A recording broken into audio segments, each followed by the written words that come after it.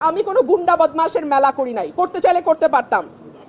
গুন্ডা আনতে চাইলে গুন্ডা আনা যায়, অসুবিধা হয় না।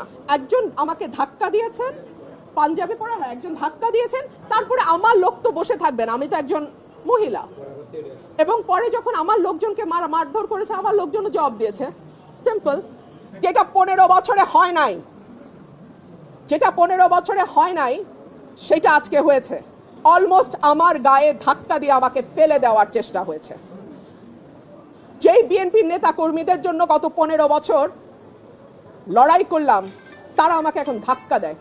মানে বিজয়নগরের ভোটার সংখ্যা বা ব্রাহ্মণবাড়িয়া 3-এর ভোটার সংখ্যা 6,10,000, আর আমাদের যেটা সরাইল আশুগঞ্জ সেখানে ভোটার সংখ্যা 4,20,000-এর মতো, আর এই 3টা ইউনিয়নের ভোটার হচ্ছে 1 লক্ষ। এই 1 লক্ষ যদি সরাইলের সঙ্গেও যুক্ত হয়, তারপরেও দেখা যাবে যে সদরের সঙ্গে বা বিজয়নগরের সঙ্গে সরাইলের ভোটার পার্থক্য অলমোস্ট 2 লাখ থেকে যায়। সো এত বড় একটা আসন সদর বা বিজয়নগর, সেই আসনটা অযৌক্তিক। বরং সরাইলের সাথে যদি 3টা ইউনিয়ন চলে আসে তাহলে ভোটার সংখ্যায় একটা ব্যালেন্স তৈরি হয়। 3 হচ্ছে এই 3টা ইউনিয়নে যারা বাস করে, ভুদন্তি, চান্দুরা এবং হরসপুরে, তাদের জমি জমার বেশিরভাগ কাজ সরাইলের সঙ্গে থাকে। সো তাদের জমি রেজিস্ট্রি থেকে শুরু করে অন্যান্য যে দাপ্তরিক কাজ, সেটা সরাইল ইউনিয়নে গিয়ে করতে হয়, সরাইল উপজেলায় গিয়ে করতে হয়। সে কারণে আমি বলেছি এই 3টা ইউনিয়নকে সরাইলের সঙ্গে যুক্ত করে দেয়া হোক। আরেকটা কথা, 3টা ইউনিয়নের লোকজন যদি বিজয়নগরে যায়, তাদের যাতায়াতের সময় লাগে অলমোস্ট 1.5 থেকে 2 ঘন্টা, আর যদি তারা সরাইলে আসে তাদের সময় লাগে 15 থেকে 20 মিনিট।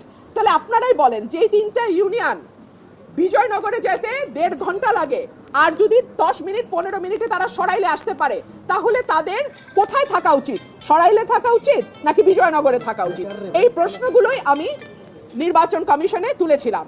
অত্যন্ত দুঃখজনক ব্যাপার হলো এখানে একটি মারামারি হয়েছে।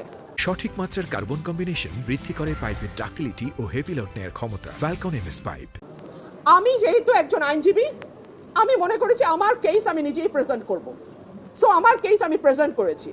আমি আশা করেছিলাম নির্বাচন কমিশনের সম্মানের দিকে তাকিয়ে ব্রাহ্মণবাড়িয়া 3-এ যারা আছে তারা গুন্ডা পান্ডা নিয়ে ঢুকবে না নির্বাচন কমিশনে। বাট আনফর্চুনেটলি আমি দেখলাম ব্রাহ্মণবাড়িয়া 3-এ যিনি প্রার্থী, তিনি তার সদল বলে 20-25 জন মিলে গুন্ডা পান্ডার মতন তারা সেখানে আচার আচরণ করলেন। অত্যন্ত দুঃখজনক, অত্যন্ত লজ্জাজনক, এবং আমি মনে করি এটা কমিশনের যে ভাবমূর্তি, যে গাম্ভীর্য এবং যে সম্মান, সেইটার সঙ্গে এটা যায় না। আমি আপনাদেরকে কিছু ছবি দেখাচ্ছি, তারা এলাকায় বিভিন্ন মানুষকে কিভাবে পিটিয়ে পিটিয়ে তারা স্বীকারোক্তি আদায় করেছে। So this is there nature.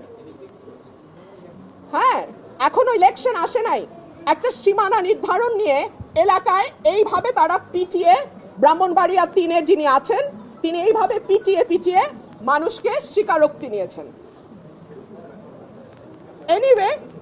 Anyway নির্বাচন কমিশনে আমরা প্রেজেন্ট করেছি, ভৌগোলিক দিক বিবেচনায়, জনসংখ্যা বিবেচনায় এবং সকল কিছুর বিবেচনায় আমি আশা করব নির্বাচন কমিশন যে সিদ্ধান্ত নিয়েছে সেটি সঠিক সিদ্ধান্ত, এবং সেই সিদ্ধান্তই নির্বাচন কমিশন বহাল রাখবে।